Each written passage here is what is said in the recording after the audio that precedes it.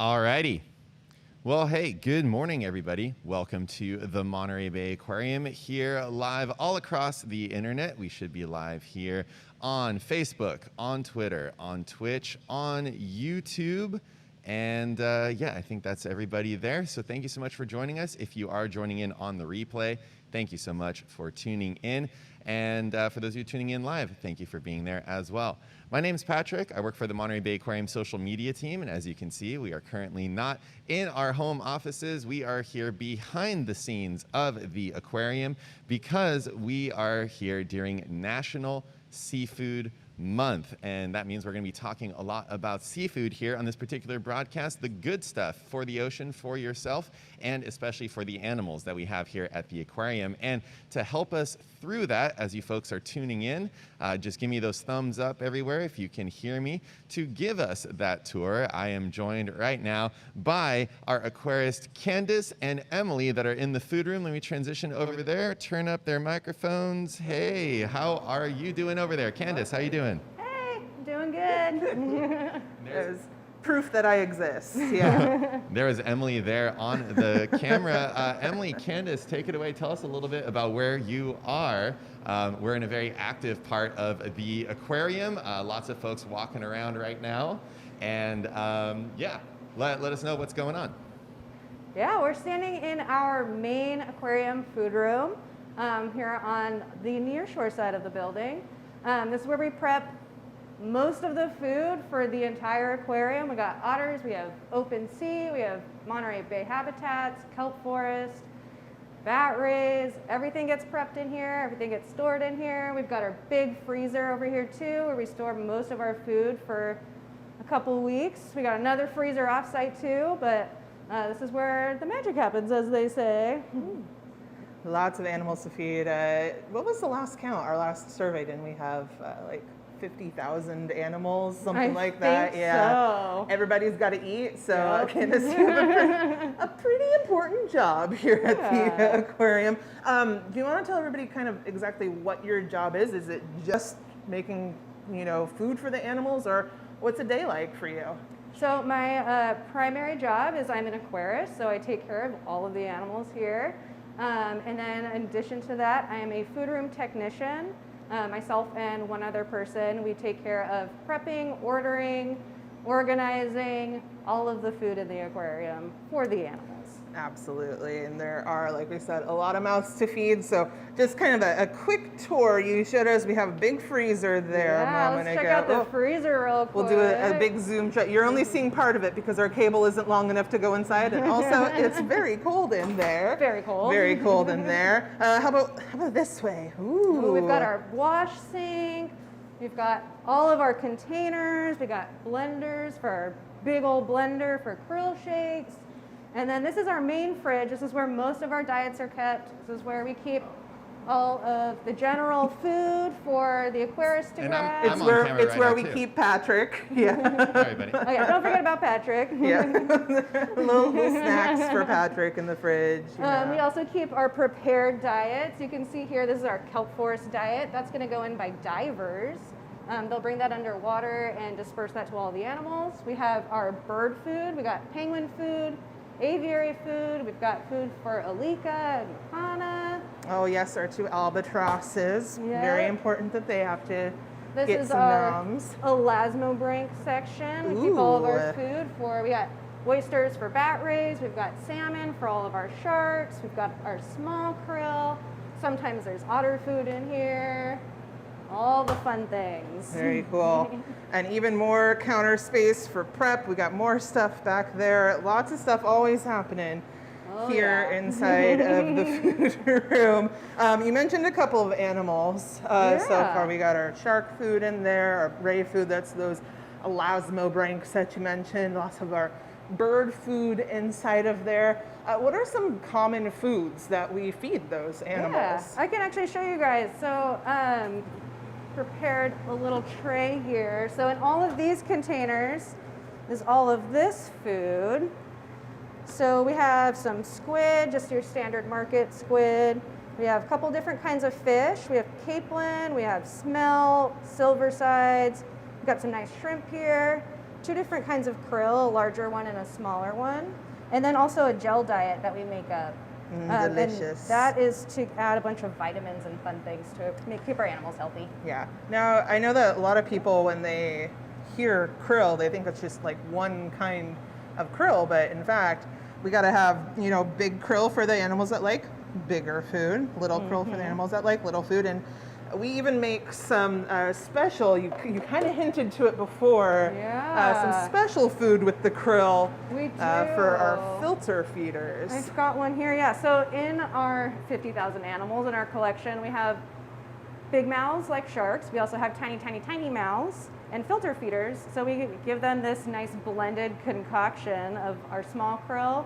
And then we add some flake food to get some extra nutrients in there too. Delicious. Yummy. Yeah, a good protein shake for anybody who's looking for that post-workout, Yeah. I see Patrick back there. He's got the microphone up. Patrick, any questions coming in right now? Oh yeah, absolutely. Thank you so much, Emily and Candace, for showing us through that. We've got folks that are tuning in from all around the world. We've got somebody over there on Twitch. We got Looneysaurus, who's wondering, are there any condiments, mayonnaise, hot sauce, or anything tucked away in any of those other ones? We can maybe check on that here in just a second.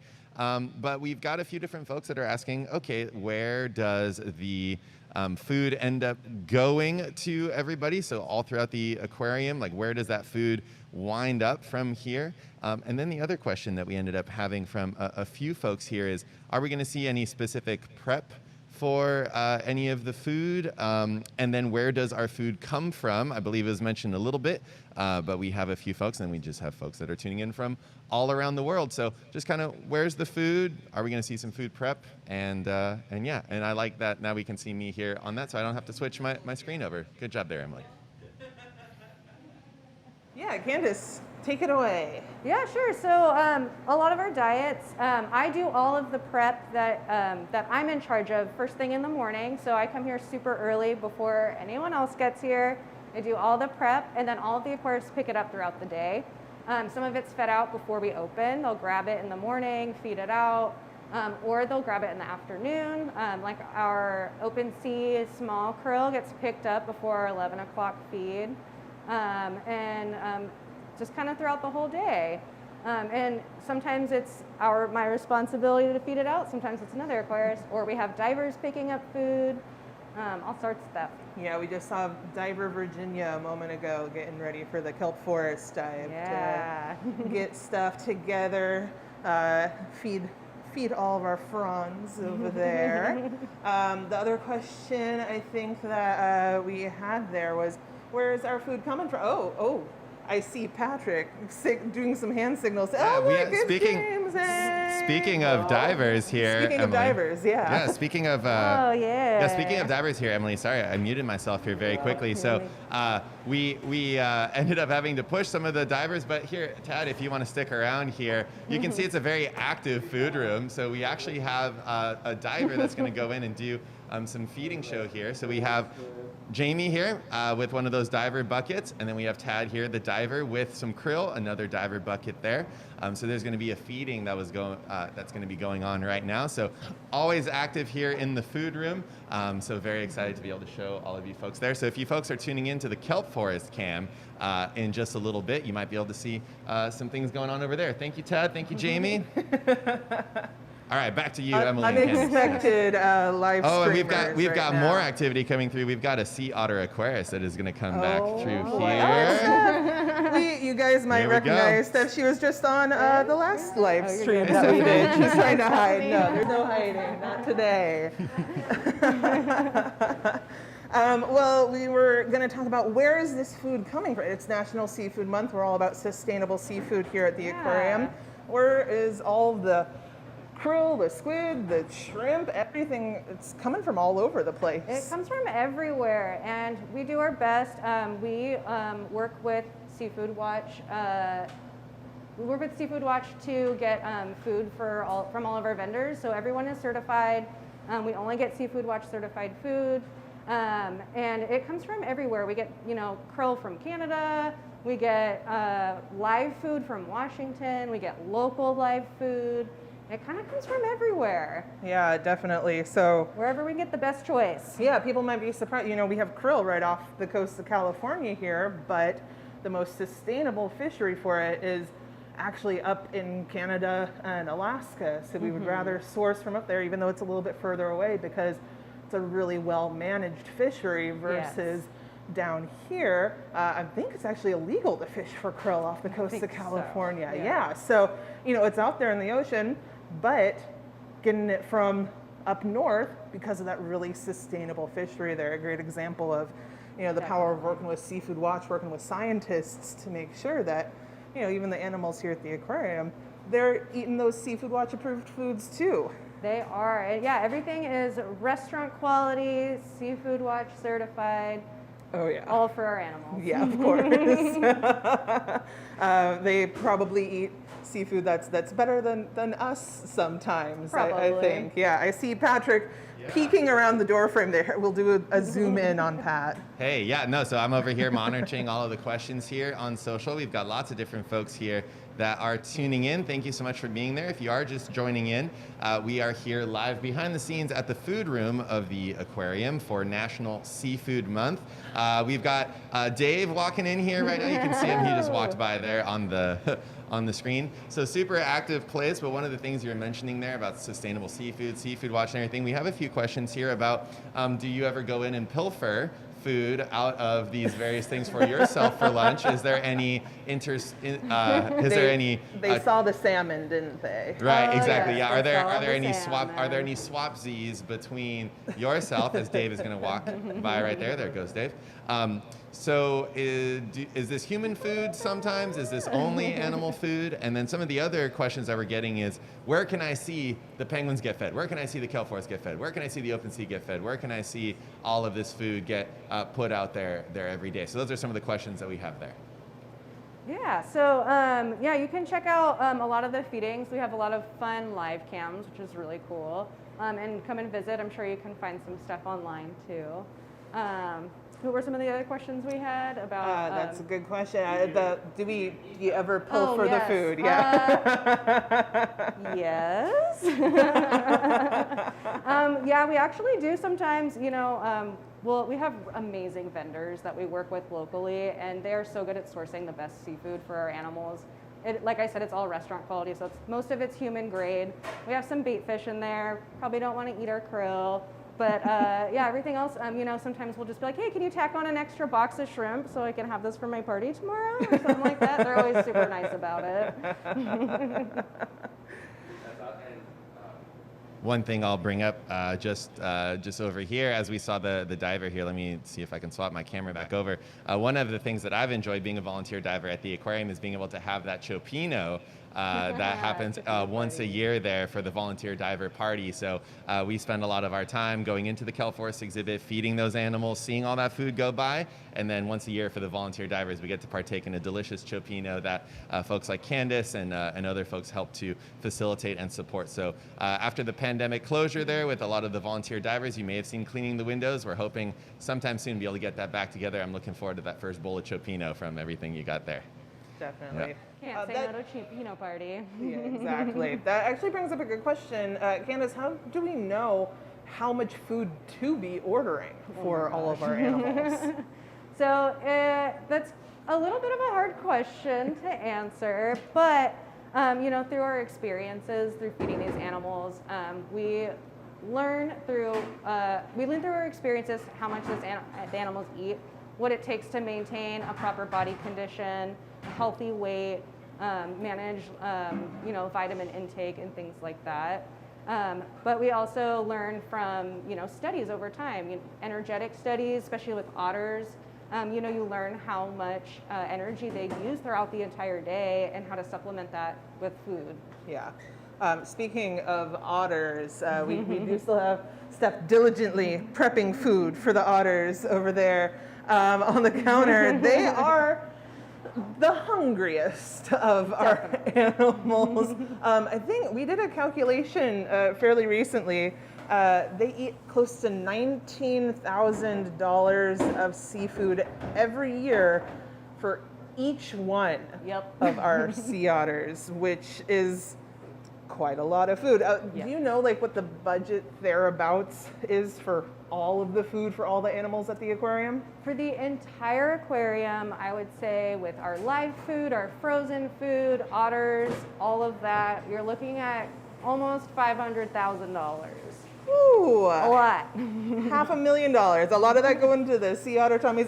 Penguins also eating like 15% of their body weight almost every day in food. So lots of hungry animals. So Yeah. thank you to everyone for all of their support. It is greatly appreciated by us and by all of the animals that we're taking care of. I see Pat once again looking at me around the corner. This is how I know there are questions. Absolutely. No, you all did a great job there answering a lot of the questions that the visitors have been having, or the guests that are watching here live, about how much does that seafood cost. We just covered that a little bit. So again, if you folks are considering that donation to the aquarium, becoming a member, coming to visit, going on our online bookstore or gift store, if you head over to MontereyBayAquarium.org, there's so many different ways that you can help support the aquarium, and you can buy a sea otter a clam sandwich if you wanted to right now. We've got folks that are working on that food as we speak, coming in and out. As you saw a few folks there, we've got Stephanie, we've got Andrea in there, always active, always getting the food in there. So if you are considering supporting the aquarium, you can do so. MontereyBayAquarium.org. You can support us right there if you wanted to. You can also support us if you're over there on Twitch. We have Tiltify campaigns that run now and again over there on YouTube. We've got fundraisers on all of our live cams, so head over to those to help support the aquarium, help pay for that food. Just to answer this question here, interested in hearing about sourcing sustainability. We've got that question, is it MSC certified? The MSC certification is a little bit separate from the Seafood Watch certification, so head over to seafoodwatch.org if you want to learn a little bit more about our certification process, the scientific accounts of the various seafoods that we have there. You can do a deep dive into the seafood that's available in your area. And for those of you who are wondering, the Seafood Watch app has been discontinued, but the website is mobile friendly and effectively like the app, and that way we can update that website much more frequently. Things are constantly changing. Each fishery is slightly different, might have the same name but has a different style of being caught. So much information. We don't have time to go over it in this broadcast, which is why we did the homework for you. Seafoodwatch.org for those of you folks that are wondering there where you can find out more. Then one of the questions that we have here is, we know that there are some animals that eat other live animals, and so this appears to be the frozen section, right? The freezer section. What goes on for those things where you can't buy this food, or maybe this food comes later on? What's that like? In terms of our live foods, yeah, so we actually utilize a lot of live foods. There are some animals that just cannot eat frozen food. A lot of our live foods are a lot of shellfish mainly, so clams, oysters, things like that. We also get, like live, basically like live krill for our tiny little animals, like jellies and things like that. But the live shellfish, that's going anywhere from otters to bat rays to birds. Anyone will eat it. Yeah. We grow some of the food for our animals here at the aquarium too. We grow the algae to feed the little tiny plankters that we then feed to other animals. We grow moon jellies for consumption by some of our animals too. Yeah, our carnivorous jellies. Yeah, we've got a whole ecosystem behind the scenes happening to help make sure that everybody's getting that specialized diet that they need. Definitely. It's a good question. We've been talking a lot about the seafood that we're feeding the animals. We also have food that's not seafood. We have like lettuce and bell peppers. Yes, we do. Yeah, we have a couple animals that eat produce or other items, like our sea turtles over in the open sea exhibit. They get a nice healthy salad every single day with some romaine lettuce and bell peppers. Sometimes they'll get a little squid snack or some salmon snack, but we like to give them a good salad. Yeah, good salad for our vegetarian, mostly vegetarian turtles over there. Pat, any questions? Yes. I have more questions if you need a moment. No, give me, just 1 second here to adjust the microphone, just to adjust the microphone level. So we should be good to go there. We've got a lot of folks over there on the Twitch chat. Thank you so much for all of the subscribers, the folks that are donating the bits over there. We have, just a lot of different questions that are coming in. A lot of them related to are there preferences for the foods for each animal? And then individually, is there a preference? So basically, is the food that we're giving to the animal the food that we know that they need versus the food that they think that they want? And then if you have to make any specific allocations for any animal in particular. So this question just came in there over on Twitch. Do any of the animals have a favorite food? So that, if you want to expand on that for a little bit. And then the next question after that from the audience is we have a question from Barbara.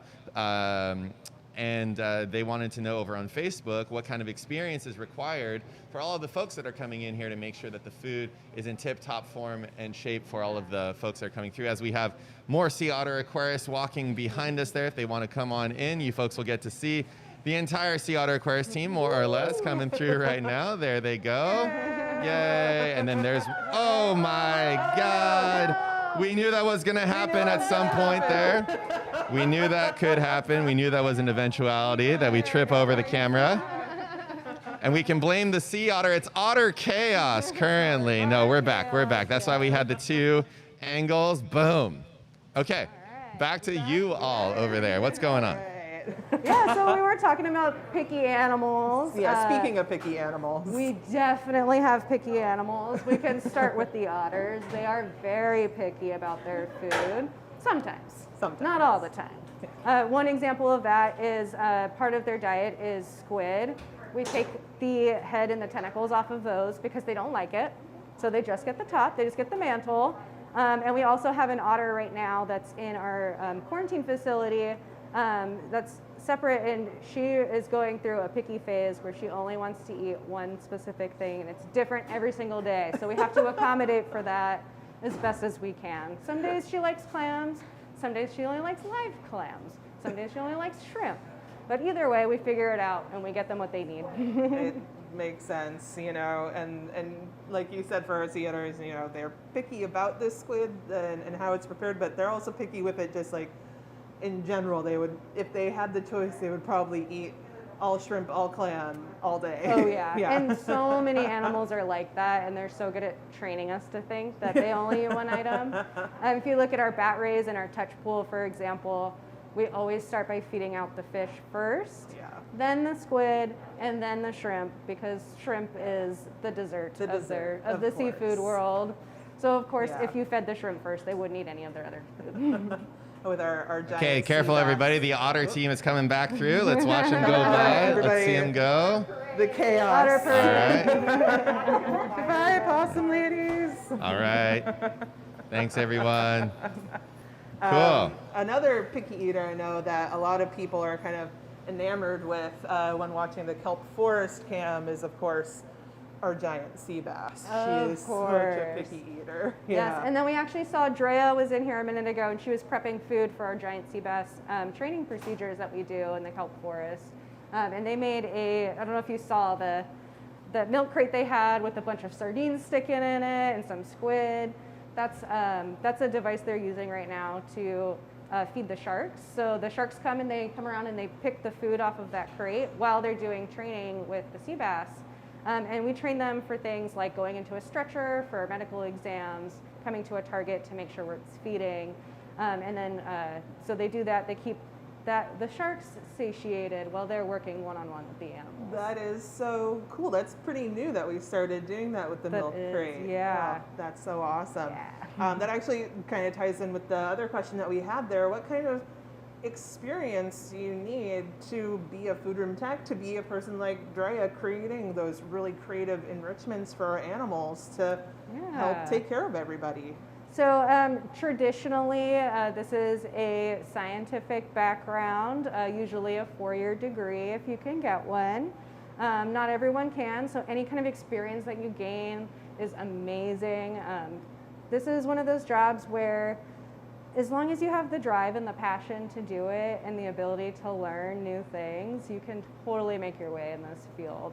And a lot of it is just learning on the job and just learning, ecosystems, biology, food science, everything. Yeah, any kind of volunteering that you can do working with animals is a great way to get your foot in the door, whether it's at an aquarium or if you were like like me, I grew up in a landlocked state. There wasn't much aquatic life around, but volunteering with animal shelters, local wildlife rescue, all that kind of experience is going to help you get this kind of job, get your foot in the door when it comes to animal care at a zoo or an aquarium like here. Yeah, that's exactly what I did too. I started at an adoption center, just socializing animals when I was in high school. And I volunteered and interned at a zoo before I came here because we didn't have an aquarium where I was. So any kind of I was even told, try to get a job at a pet store. Anything that you can do to get some animal experience will help you get in the field. Yeah, definitely. Excellent. Yeah, thank you so much for covering all of that. We had quite a few questions that were coming by along those fronts of what kind of marine biology experience do you need to be able to work in the food room? What kind of, I've got a degree, what should I do? So we covered a lot of that there with the experience you can get in various food preppy places before you come to work at a place like an aquarium. I did want to let you know, Candace, that we have our friend, our colleague, our pal Alan in the Twitch chat saying, "Woo, Candace." So that's there for you. We've got a hype train that just succeeded over there on Twitch. So thank you everybody over on Twitch that has been donating their subs and helping support the aquarium and the purchase of that very expensive, sustainable seafood. And of course, the reason that it is expensive is because that's the price of the good stuff. If it's cheap, it means you might not be paying for the issues that are happening in the environment because of it. So if you ever wonder, like, okay, $20 a pound salmon versus $5 a pound salmon, that $15 per pound difference is the stuff that is being damaged in the environment that we're not paying for. So if you want to get into the economics of seafood, any of that stuff, there is a whole degree that you can get into there. But so it's expensive because it costs a lot to do the right thing. So that's for the folks out there wondering why it's that expensive over there.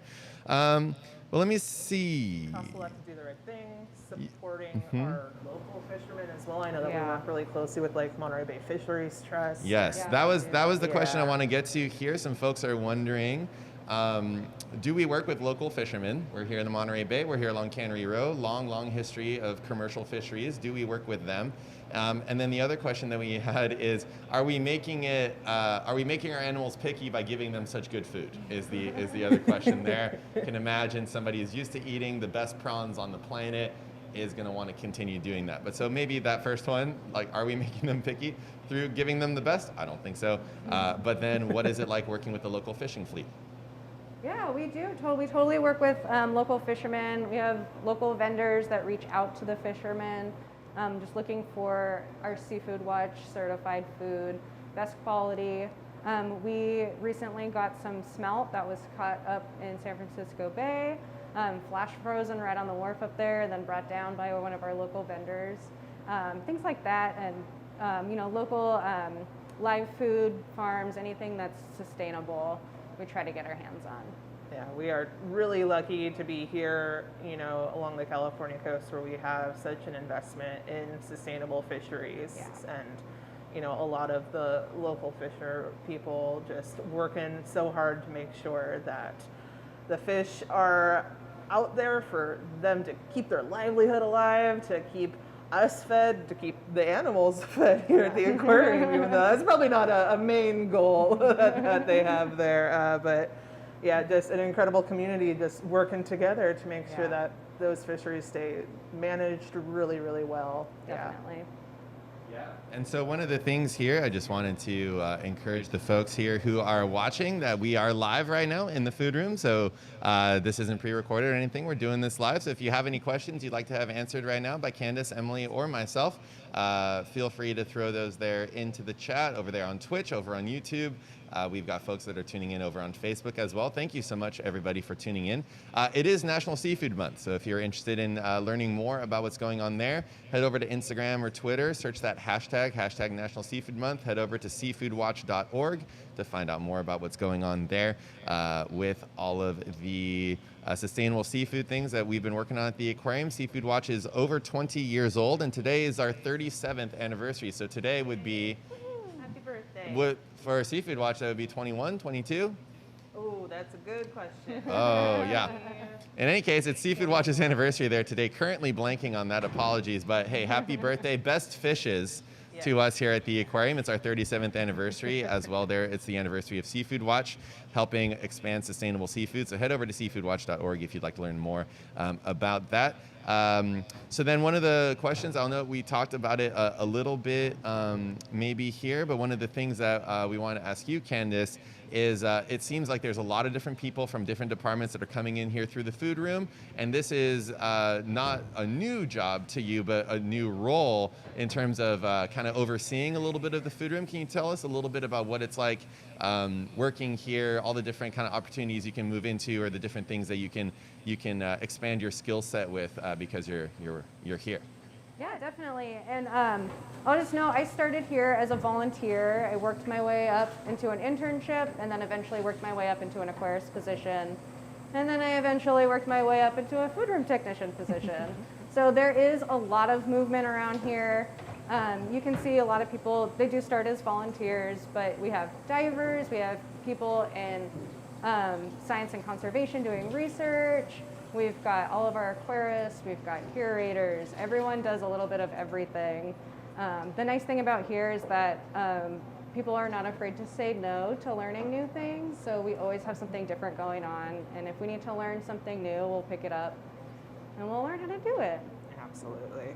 Now, Patrick, I do want to point out one thing that I think that Yes, Emily? we would all appreciate in our home kitchens. Sure.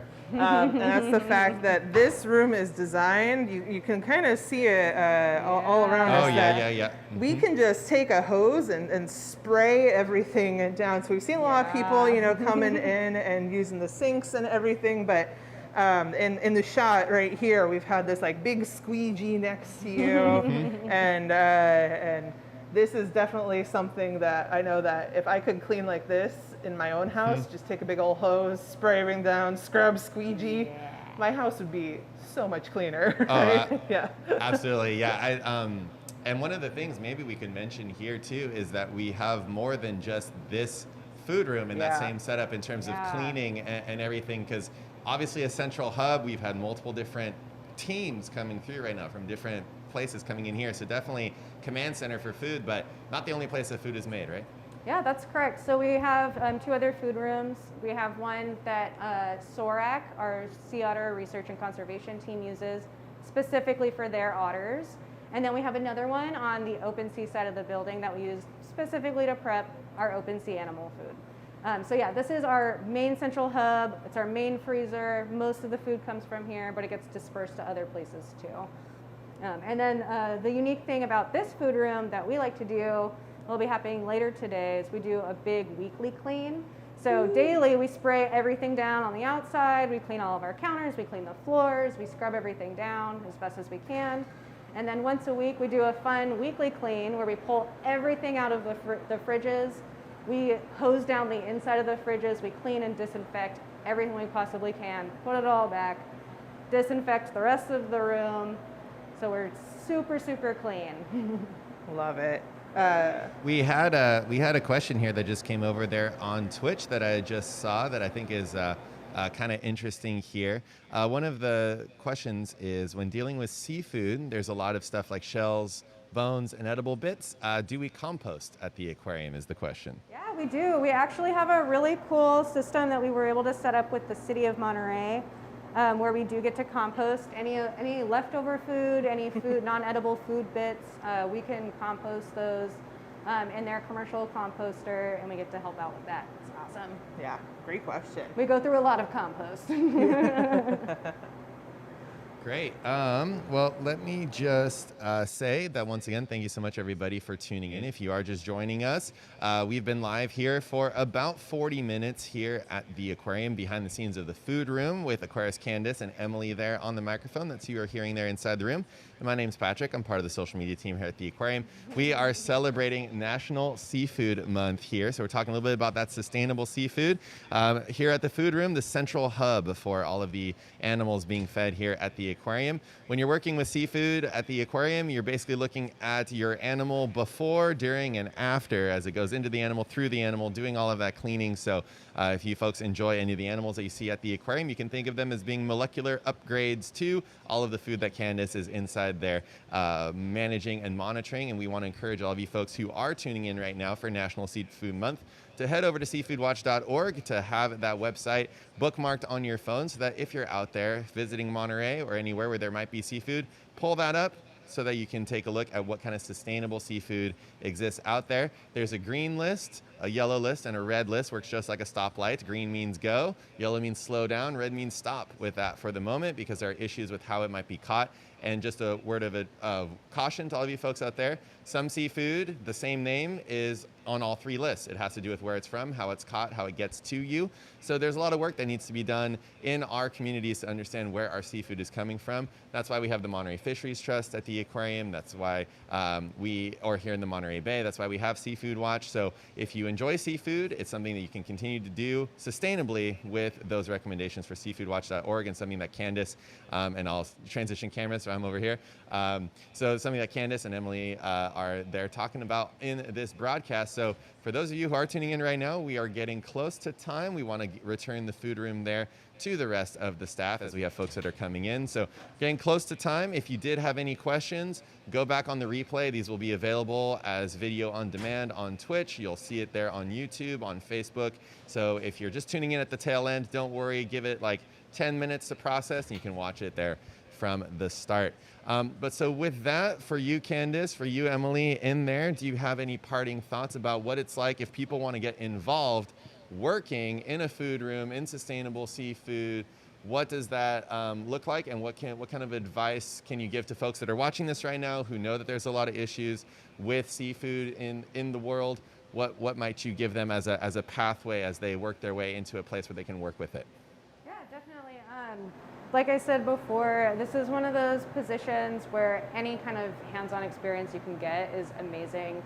You know, we have, for example, we have a couple people that have worked at the local abalone farm that started out, that's a food thing, that's also an aquarist thing, stuff like that. And just staying up to date on local sciences, what's going on in your fisheries, how can you make an impact with that? Are you buying seafood? Are you providing seafood? Do you have animals at home that you're buying seafood for?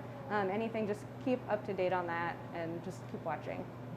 Yeah, and for anybody who's looking to maybe grow up and become Candace, hanging out here at the aquarium, prepping food, taking care of the animals, just know that it doesn't matter where you're from. This is definitely something that anybody can get involved with. You can go to school, get your degree in the sciences or animal care. I know that a lot of our aquarists have studied things like animal psychology and things like that. Yeah. Zoology, ecology, anything like that that's related to an ecosystem that you want to work in or a specific animal.